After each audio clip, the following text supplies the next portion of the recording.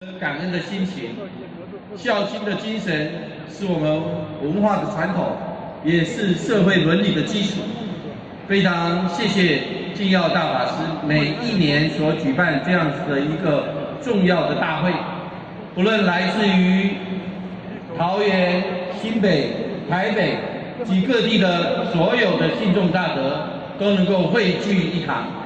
从过去我担任桃园县的县长，到新北市的市长，几乎每一年都来参加，跟大家一同体验这样的盛会的隆重，以及感恩孝亲的精神。我想这样子的一个非常重要的活事跟重要的活动，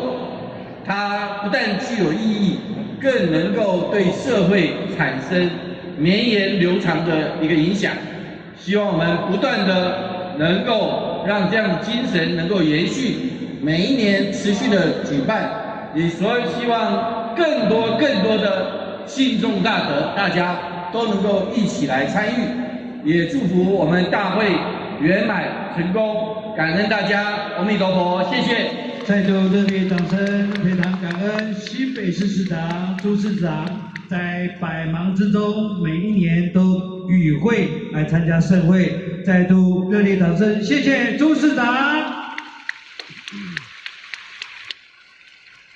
大会导师代表致辞，恭请埔里正觉精舍住持上果下清长老慈悲开示，热烈掌声欢迎。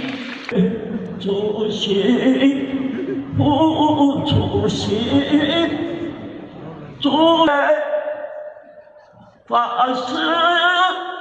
恩惠于